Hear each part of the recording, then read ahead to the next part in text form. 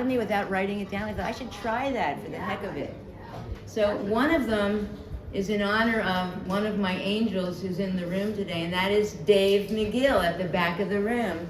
And on my behalf, let's give Dave a hand, because you'll really like this. This is a great little. I was thinking to myself the other day, wow, are we good? Yeah, now you're good. Okay, good.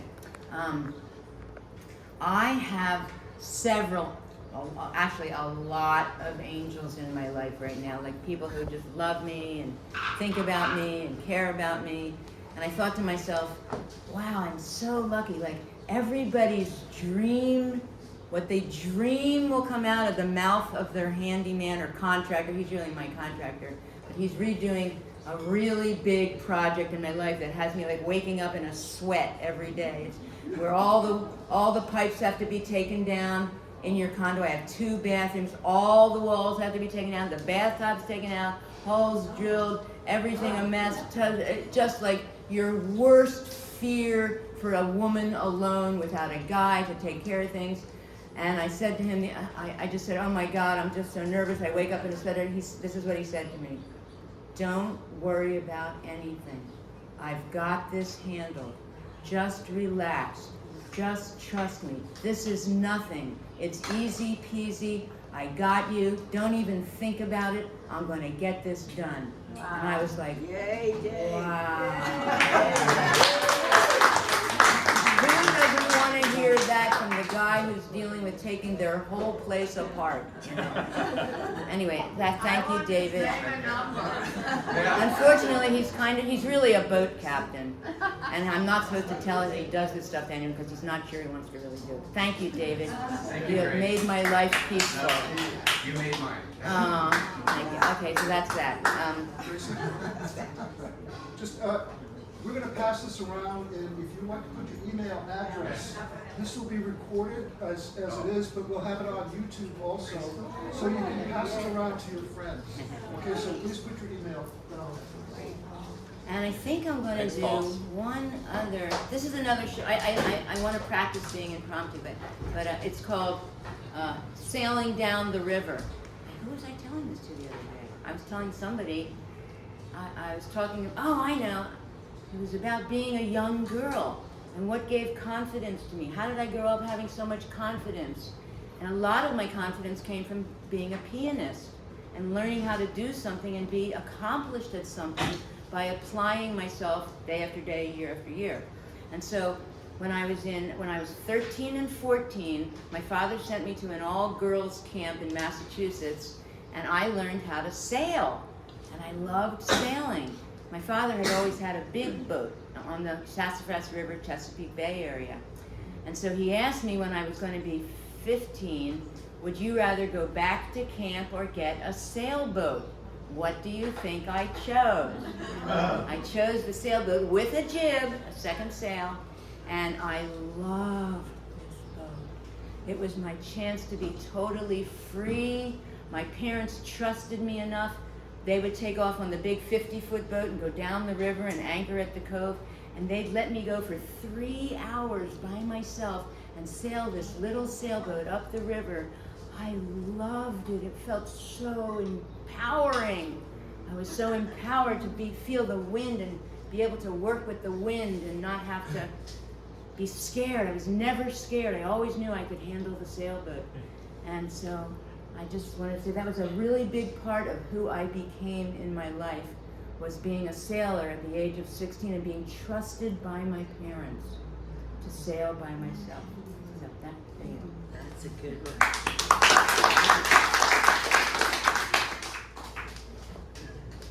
By the way, you're doing a great job. Thanks. I'm so happy to have my son with me. Okay. I just found this story last week. I didn't even know I had it. I was thinking, oh, I wonder what that is about. It's called, are we good, Louis? Yep.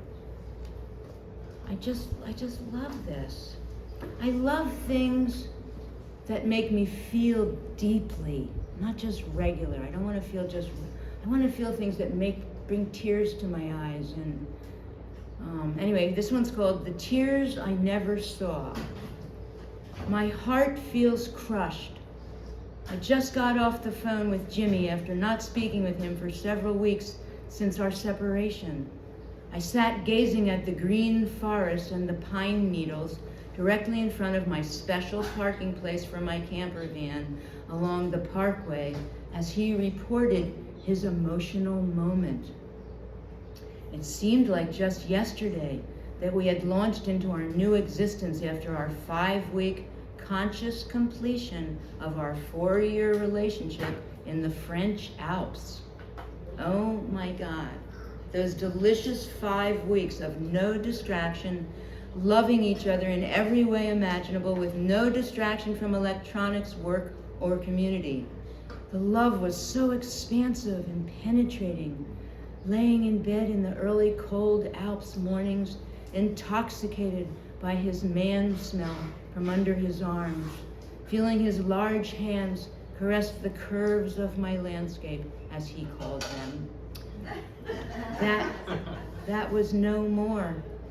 Although setting off in my new camper van was full of adventure and internal romance with just myself, of course, I was aware of the missing man in my world, the feel of him in my bed, and my circuitry. From this scenario, I felt the enormity and reality of the all-to-nothing syndrome.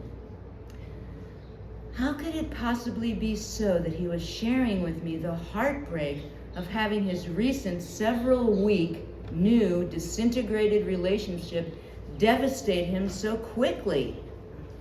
How is it that he had never cried with me, and now he's experiencing tears streaming down his face like a faucet?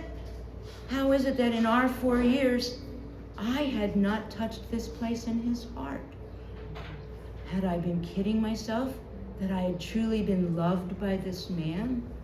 Had I really loved him, or just been so glad to have his beautiful body hovering over and caring for me for years that I might have missed how much wasn't there? I was aching in my heart, crying uncontrollably. The pain was almost unbearable that spiraled through my chest. I thought I might burst from the strain across my breasts. I kept imagining that in several weeks I would not remember this moment. That was my only solace. This would pass, and I would survive this crazed place of being crushed by my own incapacity to have ever evoked in the man I had once loved to cry his first adult tears.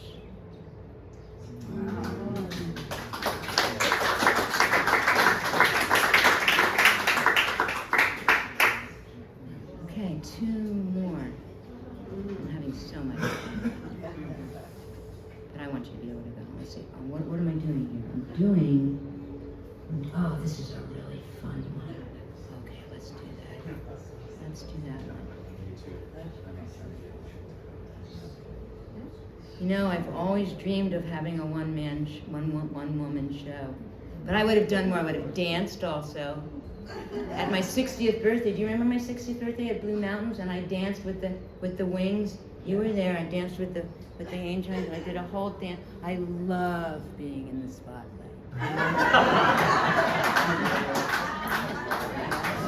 I mean, I really. Where are we going? We're going to page 19. Let's see. Oh, page 19. Okay.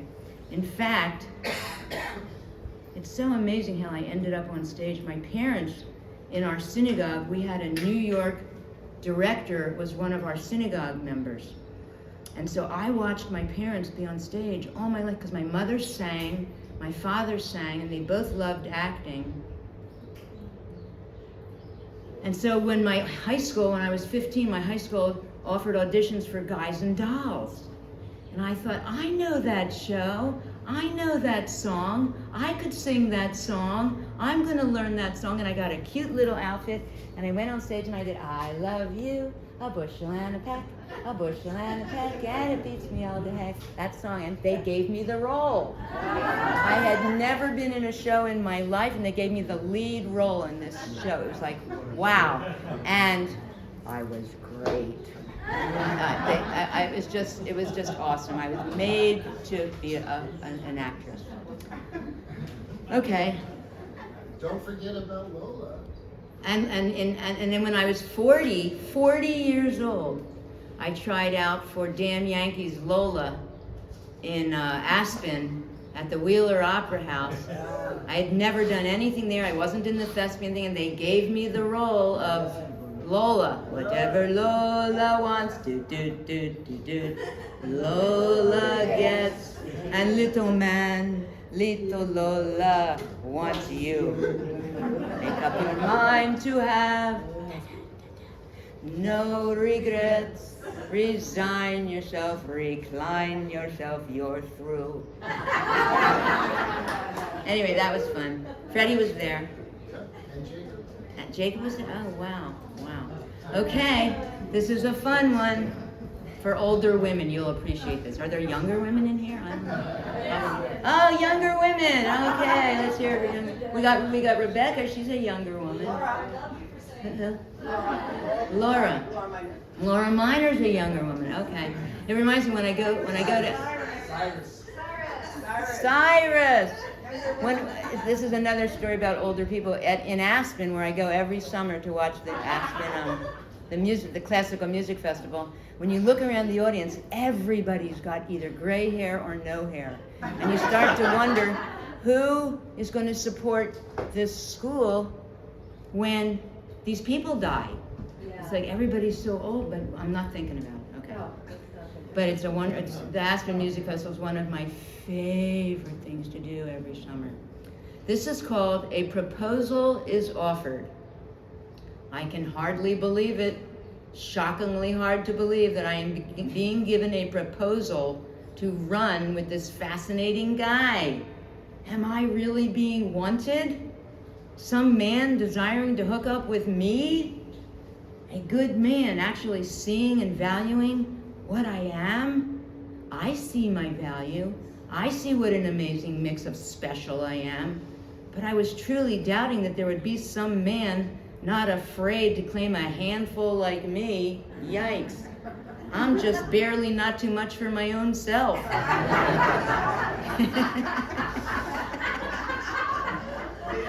There's some special lines around here. We should have a special lines folder. Okay. After giving this guy a full load of my uncensored, questionably respectful commentary on his character, choices, and less than full presence for the last 3 days, his serious waking up out of some dream he dreamed last night has led him to claim me today. Wow, I so wanted to be claimed. Claimed just like I am, without any conditions that need tweaking, so that I'll be acceptable. In all honesty, it was me who was questioning my acceptability in the same breath as my amazingness. Was I really as good as I led myself to believe? I have more questions now about this than I have so far in my life. But this guy who's been around the block a lot seems to think I'm the most of the many things he's ever wanted or seen. And now I get to really look at my own belief about that. Will I go with him out of a fear state that I might not get another offer? Or because the idea of kicking around the globe with this world-class eccentric traveler artist might be an exploration too good to pass over? I've been in the pass over mode for 8 months now. Either me passing over some guy who doesn't meet my qualifications, or being passed over by them for my intensity and honesty about my preferences. Preferences enough to scare away anyone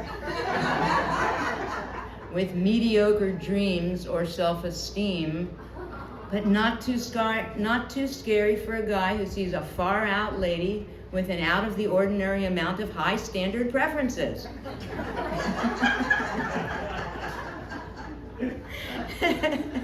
He seems to think this might just be the golden track for a particularly out of the ordinary deep love for the golden years. I'm scared. Scared of the quickness of the way this went today. He says he knew from the very first moment he spoke with me. That's scary that it's taken him all these last 6 months to come out and say now he loves me. Oh, I so don't want to be some sucker who will believe whatever a man tells me because I'm so hungry for love and belonging. My appetite for love is a suspicious one, and possibly one not to be trusted right now.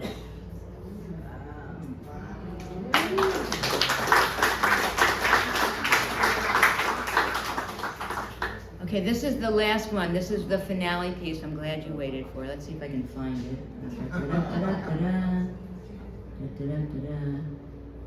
Oh, there it is. Okay.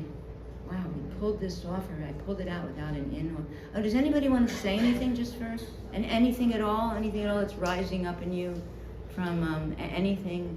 No pressure. I Yes. just want to say, Grace, thank you for being so self-revealing, because I know there's parts of us that are you, and we have your story in various versions. So mahalo nui loa. Speaking for ourselves, sister. Yeah. I said she's revealing parts of us in her sharing. And I want to repeat from the Yes, help yes. what she said to that little girl when Viola David, I want to say this to you as Yes. that little girl. You is kind, you is smart, you is important. Oh, I love that. That's a great remembrance of it. Which movie is that? The help. The Help. Yeah. Okay. Wow. Okay.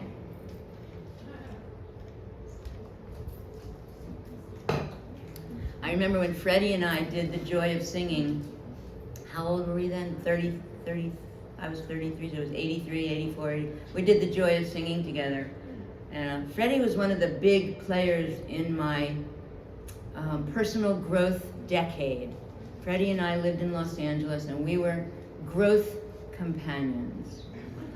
We did every personal growth thing that came through Los Angeles, everything. And you'll hear about who took care of Loic on the weekends is going this next story you're going to hear about, so that I could go off and expand my consciousness and wake up, be aware. We did everything. I call it the graduate school of relationship. Yeah, and It was for me too. yeah. And now I can't. Now I can't remember why I even brought that anecdote forth. I was going to tell you something that happened with Freddie, but so it's gone now. Okay. There's something about. You're talking about the joy of singing. Oh yeah, perfect, Freddie. You get points for that little gold sticker. So they taught us at the Joy of Singing that when it's your turn to get up, no matter what you're feeling, just say, what do we say? Welcome. Hello fear. Hello fear, nervousness. hello shaking, hello nervousness, and then you perform your song. Some people had never sung in their lives, and they sang to this whole audience, and Freddie sang, "You're near, long ago and far away." I don't remember what I sang, so anyway, Freddie. If Bush, no. If I knew you would come in with a baby cake. Nope, that's not me. It's so funny. Here's another funny anecdote. Loic came with his family about a month or so ago. It's so funny. I've been a good conscious mother, but I can't say I've been an overbearing or do everything you can for your children type mother. That wasn't me. It was really hard for me to even play a board game. Like I could watch him play skateboard. The board games really weren't my thing. But I did my best, and I raised an amazing person, and he's amazing. You're going to hear, this is a story about that. But anyway, with Freddie, we had these 10 years where we just developed ourselves. And then he went to Aspen, and I went to LA to become an acupuncturist. So anyway, that's how that 10-year epic ended. So when I went to see Loic a couple weeks ago, and I was reading him some stories, he said, "Oh, Mom, write a story." I was telling him about himself as a little boy. He said, "Why don't you write a story about me as a little boy?" And so when I was at Ojai, the Optimal Health Institute, a couple of weeks ago, and had plenty of time, I thought, I'm going to write a story about Loic. And this is really, I do want to stand up for a second here. I want to make a tribute to this young man here. Well, however, middle-aged man, I guess now, but he's just the most incredible person I know in my life. I have never met a more conscientious, heart-loving, caring, show-up father, artist, singer, songwriter, creative person, but it's the caring. He's come here this week and he's cleaned and cooked and just made me feel like an angel, just doing good for his mom. And it's just been amazing, and I think so highly of you, Louis. You're the most amazing person I know in the world. So Thanks, Mom. this is a tribute to you, this story. Don't we call that a mensch? Yes, I must have said to him 3 times in the last day, I said, you are such a mensch. You are such a mensch. So, And I'm adopting him. yes, Amore's not, and Lily's the auntie. So this is called Little Bruiser, AKA the Destroyer. I keep reaching into my memory bank to come up with an alternate, more adorable name to remember how we used to refer to Louis when he was a little boy. But Little Bruiser is what keeps showing up.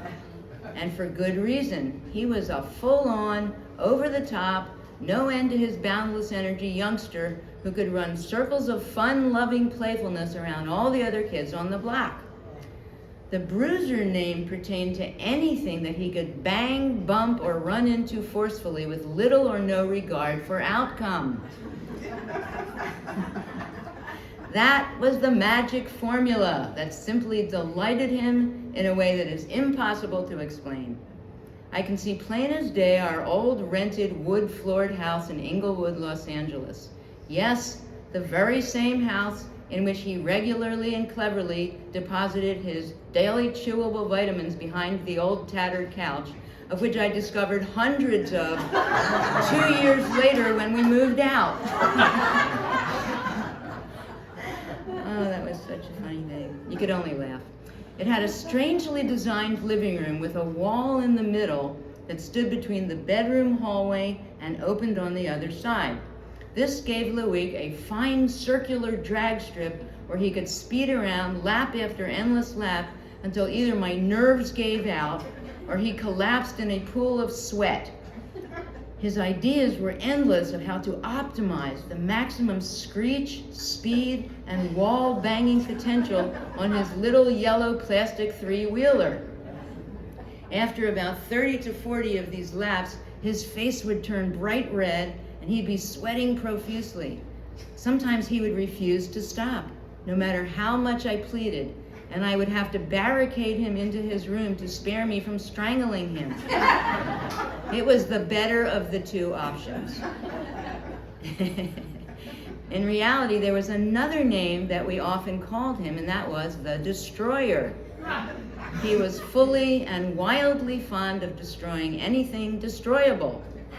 There was something deeply thrilling to him about taking something and obliterating it into smallest particles possible with a variety of means, anything from a hammer to a rock, a block of wood, a kitchen tool, baseball bat, or other plaything, wall, or anything that could accomplish smashing something to bits. The name Destroyer got assigned to him, and it stuck. I suppose the time period I recall of this kind of activity would be age 4 to 6. Fortunately, when he was 5, my first now divorced husband, who was still pining away for me even many years after my second marriage to my French husband and father to Louis, was complete.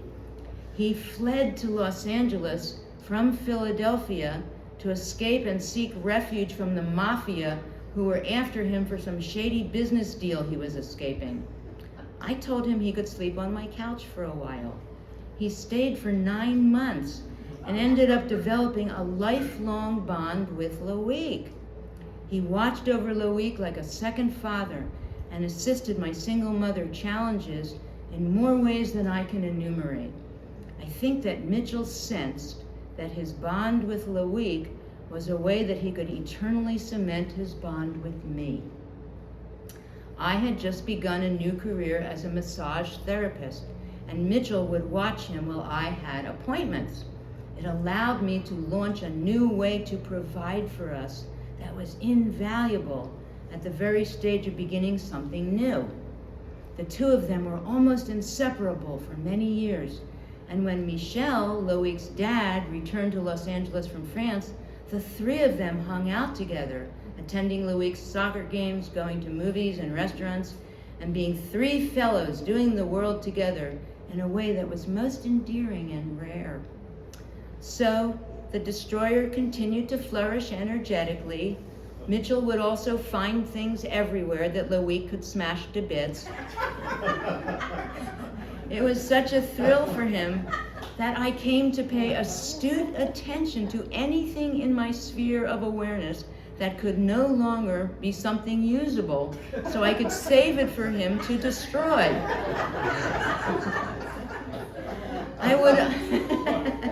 I would await with great excitement the moment I would pick him up after daycare to present to him the next thrilling opportunity to destroy the next object. It always had a feel of Christmas to it. The anticipation of his joy for the upcoming act of seeing something go from whole to shattered into smithereens. That was his buzz of choice. And of all the possibilities, I do believe that any kind of object with many parts, such as a watch or clock time device, would have been his object préféré.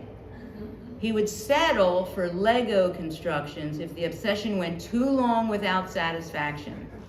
That would always be a super fun option to watch them go all over the house in one fell swoop. What was so fascinating was that he was such an extraordinarily cute and adorable little boy. He would never suspect the extreme degrees of destruction a child so precious could revel in. In his appearance, he was just a tad chubby, not much, but just enough to make his cheeks kind of round and rosy, and his little belly stick out just a little bit. He had a contagious smile and a sense of humor that to this day is one of his identifying features of personality. He told me repeatedly, since he was a little boy, that he considered it his job to make me laugh. The very words he used to say.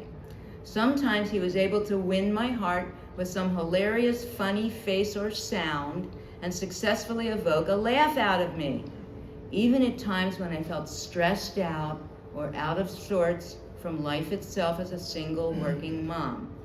He had an uncanny ability to read my emotional state and became a master at knowing when and how to be victorious in his mission. After 6, his attention and bliss scale shifted into skateboarding, soccer, and gymnastics. One of the upgrades he made to advance his destroyer tendencies was to find ways to play with fire. Such as taking a whole box of wooden matches and lighting and flicking them into our fireplace. He could spend hours doing that, and consequently the rug in front of the fireplace had hundreds of little black burn spots from where he missed the opening in his aim. We paid handsomely for that special pleasure when we moved out, and it came time to get our damage deposit back. It felt worth it, as it had been such a super special entertainment for him. Soon after, when he was 7 years old, he ended up going to France for a year with his dad and his lady partner and her son to study more of the French language and absorb the richness of his family and origins. He had already been attending the Lycée Français that my mom, his beloved Grammy, funded to further his French proficiency. This vastly moved him ahead, as it was the perfect age to master another language. By the time he returned home a year later, he certainly did embody a gorgeous French accent and the more subtle intricacies of both vocabulary and slang. At that point, the destroyer aspect of his life had transmuted into more tangibly older adolescent activities, mostly in sports and gymnastics. Now, as an adult, he continues to possess a sense of humor that is unparalleled amongst humans. When Loic is in the room, you can bet that all will be heard laughing aloud as he offers up his brand of imitations of different dialects, humorous commentary of the moments in life, and of course his specialty of speaking through a dog's viewpoint. Truly hysterical. He's got an app to do that. So. Fortunately for us all, consciously or unconsciously, he still believes it is his job to make people laugh. In case it's not obvious, I would in fact reach my loving mother potential for tolerance, patience, and endurance of how much I could take of that little bruiser destroyer. I sure am glad I persevered, because he is truly in a league of his own. He grew, matured, and transformed that invaluable energy of destroyer into creator, and developed his multi-talented artisan propensities as a fashion designer, singer-songwriter, woodworker, home remodeler, and artist. Perhaps his greatest gift of all is being a man who delights in being a devoted and fun-loving father extraordinaire. Loic is one of the most unique, conscious, caring, genuine, talented, multidimensional human beings I have ever known. He goes out of his way to share from an authentic place in his being, and blesses me and those he loves regularly by sharing his deepest truths that often become nothing short of game changers. He is a valued and trustworthy confidant. Despite his early bruiser propensities, as anyone who knows him now would testify, he turned out to be a 1 in a million true gem.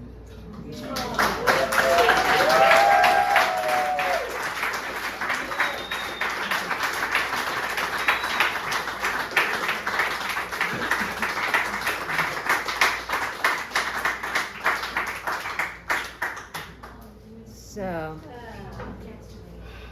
even though there are hundreds more, that's enough for today. And I just want to thank you for giving me an opportunity to expose and share and perform and do all the things I love so much. It was really, really special for me, and I hope so for you. And each one of you in this room, this is not a general invitation, it was handpicked by me as someone that I feel a connection with, who I love, who I value, who I think is special, who has made a difference in my life. And I just thank you so much for laughing with me today.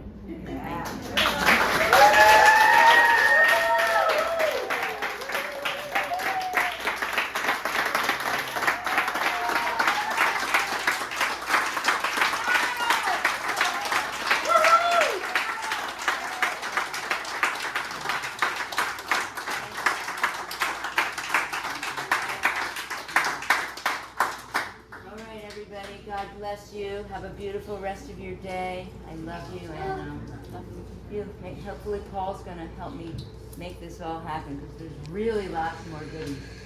Okay, bye-bye. Bye. Well done, darling.